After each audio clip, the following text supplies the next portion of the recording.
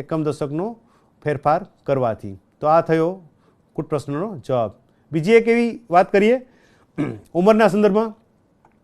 માતા અને પુત્રીની હાલની ઉંમરનો ગુણોત્તર 8:3 છે. 5 વર્ષ પછી તેમના ઉંમરનો ગુણોત્તર 9:4 થાય. તો બંનેની હાલની ઉંમર શોધો.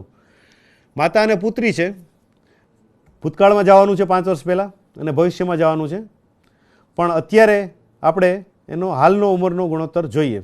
તો એ આપ્યો છે 8/3 અને 5 વર્ષ પછી એનો ગુણોત્તર 9:4 થાય. એટલે 5 વર્ષ પછી એટલે ભવિષ્યમાં જવાનું છે, ભૂતકાળની વાત નથી, ભવિષ્યમાં જવાનું. તો બંનેની હાલની ઉંમર શોધવાની છે. ધારી લઈએ બંનેની હાલની ઉંમર. એકની એક્સ ધારીએ માતાની, પુત્રીની ઉંમર વાય ધારીએ.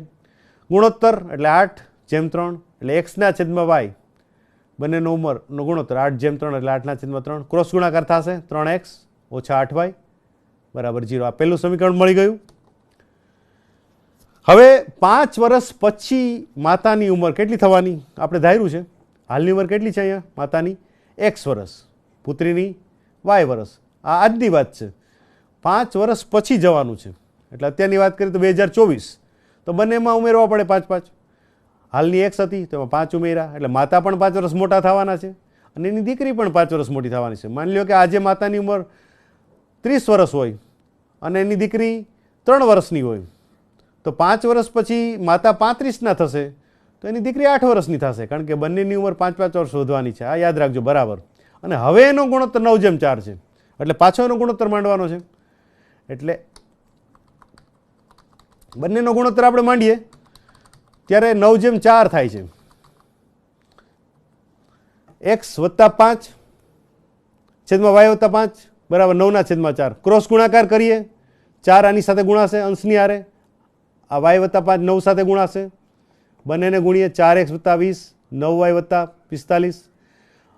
એક જ બાજુએ ચલને લઈ લઈએ એટલે 4x ઓછા 9y, 20 આ બાજુ જશે એટલે માઇનસ, 45 બાદ થશે એટલે 25. એટલે બીજું સમીકરણ મળ્યું 4x ઓછા 9y બરાબર 25. તો આ રીતે આપણને બીજું સમીકરણ મળ્યું. જો ફરી એકવાર શાંતિથી જોઈ લઈએ, કારણ કે આમાં ભૂલ થવાના ચાન્સ છે. હાલની ઉંમરનો ગુણોત્તર 8:3. તો હાલની ઉંમર ધારી x અને પુત્રી y એટલે x અને y નો ગુણોત્તર 8:3. ક્રોસ ગુણાકાર થયો, 3 અને x નો ગુણાકાર થાય, 8 અને y નો, 3x બરાબર 8y માઇનસ થયા 0. આ પહેલું સમીકરણ થયું. હવેની વાત મહત્વની છે. હવે 5 વર્ષ પછી ભવિષ્યમાં જવાનું છે એટલે માતાએ 5 વર્ષ મોટા થયા, x + 5ના થયા, એની દીકરી પણ 5 વર્ષ મોટી થઈ, y + 5ની થઈ. હવે આ બેનો ગુણોત્તર પાછો આપ્યો છે 9:4 એટલે ગુણોત્તર x + 5 છેદમાં y + 5 બરાબર 9/4.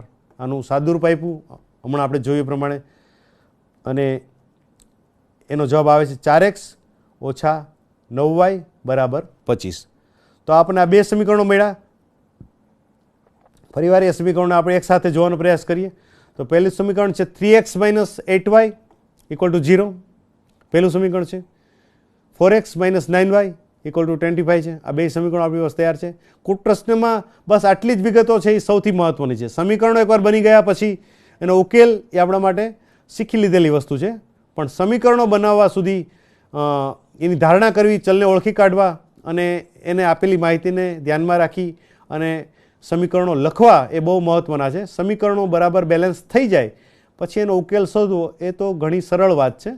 મુખ્ય અને ધ્યાનમાં રાખવા જેવી વાત છે સમીકરણ બનાવવા. આપેલી માહિતીમાંથી કોઈ માહિતી રહી ન જાય, કોઈ માહિતી લખવામાં સમજવામાં ભૂલ ન થાય, એવી રીતે ચલ સાથે ગુણી અને સમીકરણ બનાવી લીધા પછી આપણે ઇઝીલી આ દાખલો ગણી શકીએ છીએ. આ જ સ્લાઇડની આપણે વાત કરતા હતા. તો આપણને જે બે સમીકરણો મળ્યા એ સમીકરણની વાત કરીએ, સ્લાઇડમાં જોઈએ આપણે. તો આ બે સમીકરણોનો આપણે ઉકેલ કોઈ પણ રીતે કરી શકીએ છીએ. હવે ઉકેલની વાત અહીંયા એટલે નથી કરી કે આપ કરી શકો છો. આ ઉકેલ જે છે એ હવે તમે કોઈ પણ રીતે કરી શકો. માની લો અહીંયા આપણે બંધન નથી આપ્યું કે કઈ રીતે કરવું, આદેશ, લોપ કે ચોકડી ગુણાકાર, તમને ઈચ્છા પડે એ રીતે આની તમે પ્રેક્ટિસ કરી શકો છો. પછી એક ઉદાહરણ બીજું જોવાનો પ્રયાસ કરીએ અને કૂટ પ્રશ્ન આવો છે કે જો આપણે બેંગ્લોરનું કોઈ એક બસ સ્ટેન્ડ એટલે બેંગ્લોરથી મલ્લેશ્વરમની 2 ટિકિટ, વિદ્યાર્થી મિત્રો ઘણીવાર એવું થતું હશે અમુક નામથી આપ થોડા અપરિચિત હોય એવું બને કારણ કે તમે બધા જાણો છો કે આ વખતનું આપણું જે મેથેમેટિક્સ છે એ NCERTનું જે મેથેમેટિક્સ છે એ જ છે, માત્ર આપણું ગુજરાતીમાં ભાષાંતર થયું છે. એટલે જે રકમ શબ્દો જે રીતે છે એ જ રીતે આપણે એનું માત્ર અનુવાદ કર્યો છે.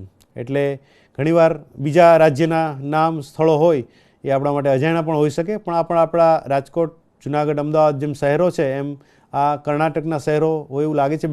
બેંગ્લોર અને મલ્લેશ્વર, યશવંતપુર, આ બધા શહેરો છે. અને એની વાત છે, એ પહેલાં હુપલાની રમતની વાત હતી તો એ પણ એ રીતે છે.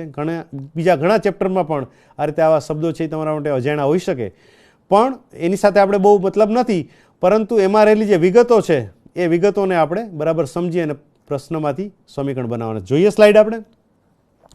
તો બેંગ્લોરથી મલ્લેશ્વરની 2 ટિકિટ લીધી છે અને યશવંતપુરની 3 ટિકિટ. એટલે યશવંતપુર રસ્તામાં આવતું હશે ક્યાંક, મલ્લેશ્વરમ અને યશવંતપુર એક જ પહેલાં બસમાં રૂટમાં આવતા હશે.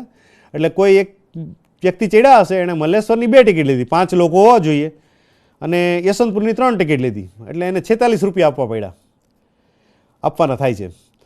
પરંતુ જો મલ્લેશ્વરની 3 અને યશવંતપુરની 5, માની લો કોઈને મલ્લેશ્વર 3 જણા વ્યક્તિને જવું હોય અને યશવંતપુર જવાવાળા 5 લોકો હોય, તો એના માટે તમારે 74 રૂપિયા આપવા પડે.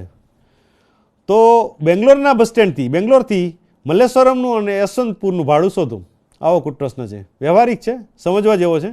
આપણા ઘરે પણ આપણે પણ ફેમિલીમાં મુસાફરી કરતા હોય ત્યારે આવા પ્રશ્નો થતા હોય છે.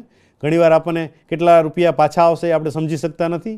પણ જો આને બરાબર સમજવાનો પ્રયાસ કરીએ તો આ એકદમ વ્યવહારિક કુટ પ્રશ્ન છે કે ટિકિટ લઈએ તો કેટલા રૂપિયા આપવા પડે, કેટલા લોકો હોય તો આપવા પડે, મલ્લેશ્વરમ જાય તો કેટલા દેવા પડે, યશવંતપુર જાય તો કેટલા જવા પડે. આ બધો જ હિસાબ આપણે કરવા માટેનો એક સાદો કુટ પ્રશ્ન છે. પણ ચલ 2 છે એ આપણે અહીં શોધી કાઢવાના છે. જોઈએ આગળ એને ઉકેલવાનો પ્રયાસ કરીએ. સ્લાઇડ ઉપર આવીએ. તો ધારો કે બેંગ્લોરથી મલ્લેશ્વરમ સુધીનું ભાડું આપણે X ધારી લઈએ.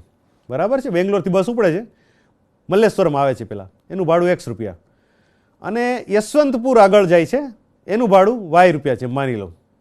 હવે કોણ આગળ છે કોણ પાછળ છે એ બહુ મતલબ નથી આપણે, પણ એક સ્થળનું ભાડું X રૂપિયા છે, બીજા સ્થળનું ભાડું Y રૂપિયા છે. તેથી આપણને નીચે પ્રમાણેનું સમીકરણ મળે. પહેલું સમીકરણ જો અહીંયા પ્લસની સાઇન છે, ઇન્ડિકેટ ઇક્વલ ટુ 2 ટિકિટ આપણે લીધી હોય બેંગ્લોરથી મલ્લેશ્વરની અને 3 યશવંતપુરની, 2x પ્લસ 3y, આ 3 પ્લસ ગણવા, 2x પ્લસ 3y, તો 46 રૂપિયા આપ્યા છે. તમે કુટ પ્રશ્ન રકમ વાંચી, 2 મલ્લેશ્વરમની ટિકિટ અને 3 યશવંતપુરાની, તો 46 રૂપિયા મળ્યા.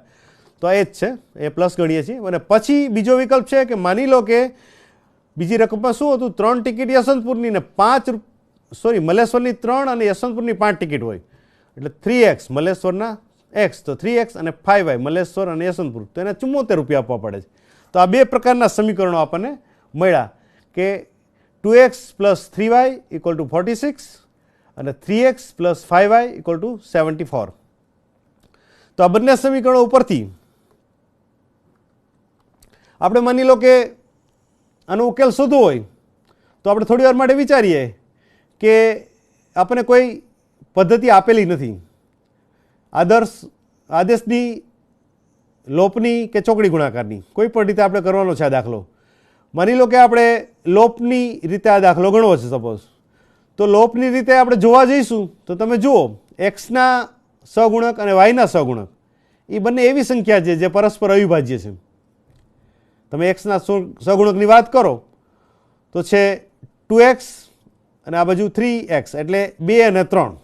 પહેલા સમીકરણમાં x 2 છે અને નીચે 3 છે.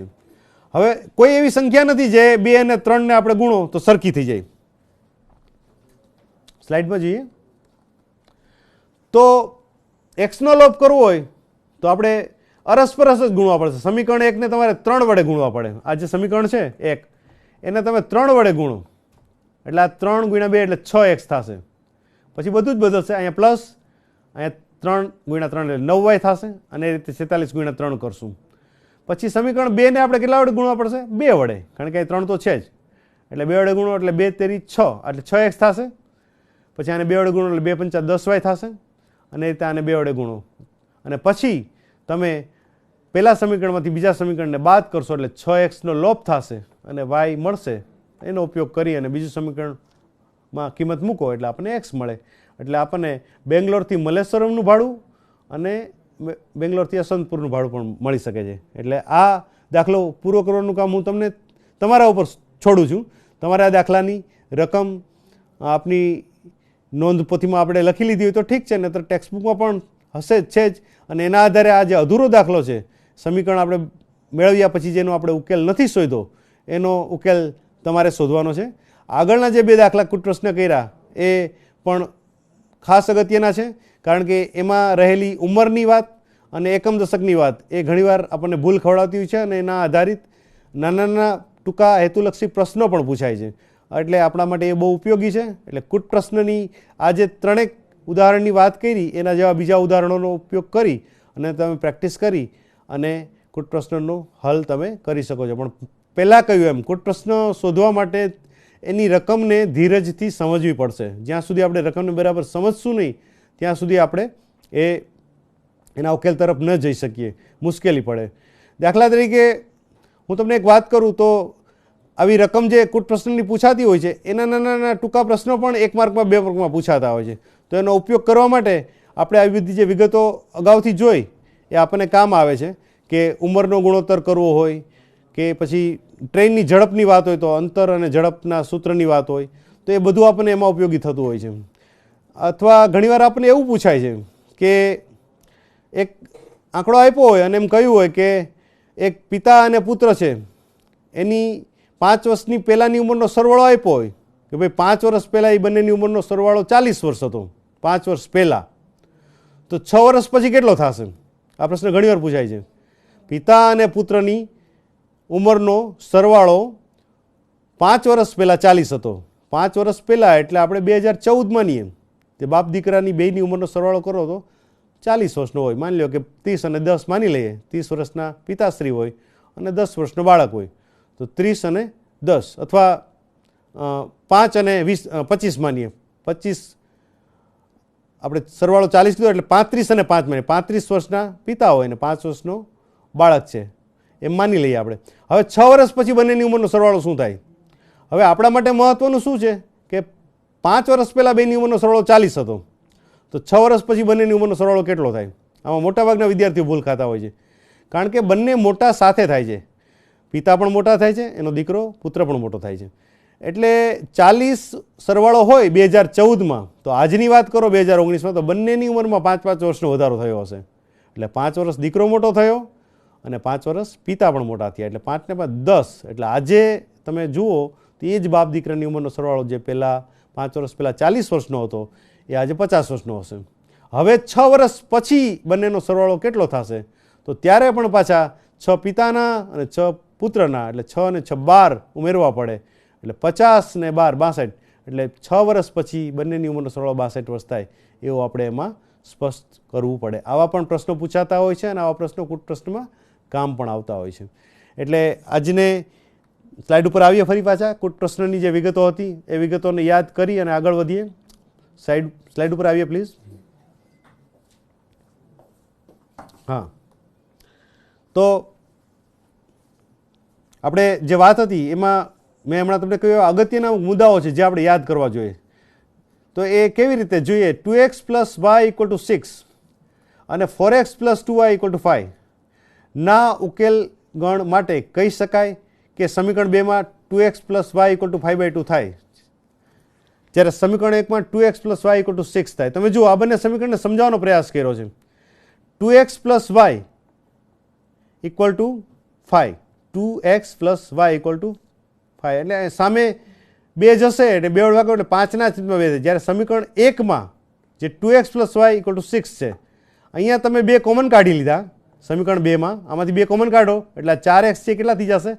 2x. આમાંથી 2 કોમન કાઢો એટલે કેટલા થઈ જશે? y. એટલે 2x + y અને બગડો કોમન કાઢ્યો એ સામે ગયો એટલે 5/2. હવે તમે જુઓ અહીં ડાબી બાજુ શું છે? 2x + y અને અહીંયા ડાબી બાજુ શું છે? એ સેમ 2x + y. તો એક જગ્યાએ આપણે એમ કહીએ કે બેનો સરવાળો 6 થાય અને બીજી જગ્યાએ એમ કહીએ કે બેનો સરવાળો 5/2 થાય. એ કેવી રીતે શક્ય બને? એટલે ડાબી બાજુ જો સરખી હોય તો જમણી બાજુ પણ સમાન હોવી જોઈએ અને જો ન હોય તો એમ કહેવું પડે કે આ સમીકરણનો ઉકેલ શક્ય નથી. એટલે આનો ઉકેલ ખાલી ગણ થાય. એટલે આ સમીકરણ 1 માર્કમાં તમને આ સમીકરણ બંને આપ્યા હોય અને એમ પૂછે કે આ સમીકરણ સુસંગત છે કે નહીં તો આપણે એનો જવાબ દેવો પડે. અથવા એમ પૂછે આ બંને સમીકરણનો આલેખ કેટલા બિંદુઓમાં છેદે, તો આપણો એનો જવાબ થશે કે બંનેનો આલેખ છેદશે નહીં, સમાંતર રેખાઓ હશે. જો બરાબર સમજ્યા હશું તો આપણે આવા પ્રશ્નોનો જવાબ દઈ શકશું. પછી બીજી જેવી વાત છે, એટલે હા એ જ વાત છે કે બંનેનો જે જમણી બાજુ છે એ સરખી નથી, એટલે અશક્ય છે. એટલે આનો ઉકેલ ગણ ખાલી ગણ પણ હોઈ શકે. આપણે એવું પૂછવામાં આવે કે એનો ઉકેલ ગણ કેવો હશે, તો એનો ઉકેલ ગણ ખાલી ગણ પણ છે. એટલે કારણ કે 5/2 અને 6 એ બંને સરખા નથી, માટે એનો ઉકેલ ગણ ખાલી ગણ છે. પણ જો આ સરખા થતા હોત, માની લો કે બંનેનું સાદુરૂપ આપતા બંને સરખા થઈ જતા હોત, એવું માની લો એક મિનિટ માટે, તો એનો ઉકેલ ગણ છે એ અનંત ગણ પણ હોઈ શકે. એટલે આ પ્રકારે આપણે દાખલાની રકમને સમજવી પડે. બીજી એવી વાત છે, એક સમીકરણ છે 2x + y = 3 અને બીજું છે 6x + 3y = 9, તો એને કેટલા ઉકેલ હોય? હવે તમે જુઓ આ બે સમીકરણમાં શું ફરક છે. માત્ર તમે જોશો તો 3 વડે ગુણાયું છે. આને 2 ને 3 વડે 2 તેરી 6, આને 3 વડે ગુણો 3y, અને આ છેલ્લે 3 તેરી 9. આ એ જ સમીકરણ છે જેને તમે 3 વડે ગુણો એટલે આ મળે. તો એ બંને સમીકરણ તો આમ જુઓ તો એક જ છે. હવે આનો ઉકેલ પૂછવામાં આવે તો તમે કહી શકો કે એનો ઉકેલ તો અનંત ગણ જ હોય. અથવા એમ પૂછવામાં આવે કે આનો ઉકેલ નો આલેખ કેવો મળે, તો એ આલેખ આપણે સંપાતી રેખા મળે. આ બંને સમીકરણને આપણે 2 વડે ગુણીએ અથવા કોમન કાઢીએ તો બંને સમાન થઈ જાય છે, એટલે એનો ઉકેલ અનંત ગણ. આનો 4 પ્રશ્ન પૂછી શકાય. એનો આલેખ કેવો હોય, અથવા એને ઉકેલ કેટલા હોય, અથવા સુસંગત છે કે નહીં, આ પ્રમાણે રકમના આધારે એનો પ્રશ્ન પૂછી શકાય. અથવા એના સહગુણકોનો ગુણોત્તરના આધારે પણ પ્રશ્ન પૂછી શકાય, જેની ચર્ચા આપણે એક એપિસોડમાં કરેલી હતી. તો વિદ્યાર્થી મિત્રો, આ પ્રકરણમાં આપણે ફરીવાર બધું યાદ કરી લઈએ કે કેટલી વસ્તુનો અભ્યાસ કર્યો. પહેલાં આપણે દ્વિચલ સુરેખ સમીકરણનું વ્યાપક સ્વરૂપ જોયું, એની શરતો જોઈ, અને એ શરતોના આધારે ફરીવાર એક શરતને યાદ કરી લઈએ. બહુ જ મહત્વની વાત છે કે જે એ અને બી છે, એટલે એક્સ અને વાયના સહગુણક છે, એ બંને એકી સાથે શૂન્ય ન હોય. આ શરત બહુ જ મહત્વની છે. આ દ્વિચલ સુરેખ સમીકરણના વ્યાપક સ્વરૂપની વાત કરી સૌથી પહેલાં આપણે, જે આ ચેપ્ટરનો આ પ્રકરણનો પાયો છે અગત્યનો, અને એ સમજવું બિલકુલ જરૂરી છે. પછી આપણે એના ઉકેલ માટેની વાતો કરી, તો એ 2 રીતો છે. દ્વિચલ સુરેખ સમીકરણનો ઉકેલ મેળવવાની 2 રીતો છે. એ 2 રીતમાં એક રીત આલેખની છે. એ આલેખની રીતની પણ આપણે ચર્ચા કરી. એમાં આપણને 3 વિકલ્પો જોવા મળ્યા. પહેલો વિકલ્પ એવો હતો કે રેખાઓ પરસ્પર છેદે તો તેને અનન્ય ઉકેલ હોય. સાથે સાથે કેવું હોય તો એવું કહી શકાય કે આ સમીકરણો સુસંગત હોય. જો પરસ્પર છેદતા હોય તો એના અનન્ય ઉકેલ હોય, અને સુસંગત પણ હોય. ત્યાર પછી એના આ ગુણોત્તરની વાત કરીએ. આ પણ પ્રશ્ન પૂછી શકાય, જો સુસંગત હોય તો એનું વ્યાપક સ્વરૂપ માટે ગુણોત્તર કેવો થાય, તો કે એના એક્સના સહગુણકો અને વાયના સહગુણકોનો ગુણોત્તર ક્યારેય સમાન થાય નહીં, અને તો જ એને એક અનન્ય ઉકેલ મળે, અને તો જ એનો આલેખ એકબીજા રેખા એક બિંદુમાં એકબીજાને છેદે, અને એને સુસંગત કહેવાય. આ પહેલો વિકલ્પ હતો. બીજો એવો વિકલ્પ આવ્યો કે રેખાઓ પરસ્પર છેદતી જ ન હોય, એટલે કે સમાંતર હોય, તો એમ કહેવાય કે આ સમીકરણને એક પણ ઉકેલ ન મળે, એટલે કે એનો ઉકેલ ગણ ખાલી હોય. અને ખાલી ગણ છે, ઉકેલ નથી, એટલે સુસંગત તો હોય જ નહીં. અને એની શરતને જો યાદ કરીએ તો એના આ 2 ગુણોત્તર તો સમાન થશે, જે પહેલામાં નહોતા થતા, પણ અચળ પદ સાથેનો ગુણોત્તર સમાન નહીં થાય. C1/C2 એ એક્સના સહગુણક અને વાયના સહગુણકથી અલગ હશે. બાકી એક્સ અને વાયના સહગુણકો તો સમાન જ હશે. આ સ્થિતિ બીજા વિકલ્પની છે. ત્રીજો વિકલ્પ એવો હતો કે બંને રેખાઓ એકબીજા પર સંપાતી હોય, એટલે કે બંને સમીકરણ માટે એક જ રેખા મળે.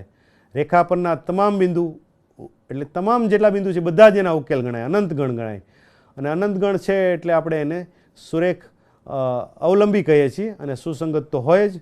અને એનું વ્યાપક સ્વરૂપ બહુ ઇન્ટરેસ્ટિંગ છે કે 3 ગુણોત્તર સમાન થશે. એક્સના સહગુણકોનો ગુણોત્તર, વાયના અને અચળ પદના. A1/A2 = B1/B2 = C1/C2 હંમેશા સમાન થશે, એટલે એકના એક સમીકરણ હશે. આના માટે આપણને અનંત ઉકેલ મળે છે, જે સુરેખ અવલંબી છે. આ નાના નાના પ્રશ્નો માટે આ બધી જ વિગતો ખૂબ જ ઉપયોગી છે. ત્યાર પછી બેઝિક રીતની વાત આવી. બેઝિક રીતમાં આપણે 3 રીત જોઈ: આદેશની રીત, લોપની રીત અને ચોકડી ગુણાકારની રીત. આ 3 રીત અલગ અલગ રીતે મહત્વની છે. અલગ અલગ રીતે એના પ્રશ્નો પણ પૂછાય છે. કુટ પ્રશ્નો માટે પણ ઇન્ડિકેટ કરવામાં આવે છે. એટલે 3 રીતનું મહત્વ એટલું જ રહેલું છે. 3 રીતને બરાબર સમજી અને આપણે શીખેલા ઉદાહરણોનો અભ્યાસ કરી યાદ રાખી અને મહાવરો કરો તો આ રીત પણ શીખવી તમારા માટે સહેલી પડે એમ છે. તો બેઝિક રીત 3નો આપણે અભ્યાસ કર્યો. પછી આપણે છેલ્લે સુરેખ ન હોય એવા સમીકરણો લીધા અને એને આપણે યોગ્ય આદેશ લઈને સુરેખ સમીકરણમાં પરિવર્તિત કર્યા. આપણે જોયું હતું ને 1/x બરાબર a આદેશ લીધો અને 1/y બરાબર b આદેશ લીધો અને એ આદેશ લઈ અને આપણે એને પરિવર્તિત કર્યા, એનું ઉકેલ શોધ્યો અને છેલ્લે જે a અને b ઉકેલ મળ્યો એને પાછા મૂળ સ્વરૂપમાં લઈ જઈ અને x અને yમાં જવાબ આપ્યો અને આપણે એ રીતે એના ઉકેલ શોધ્યા. તો એનો એક મુદ્દો હતો. અને સૌથી છેલ્લે આજે આપણે જેની ચર્ચા કરી એ કૂટ પ્રશ્નો. કૂટ પ્રશ્નમાં આપણે ઘણી બધી વાતો જોઈ.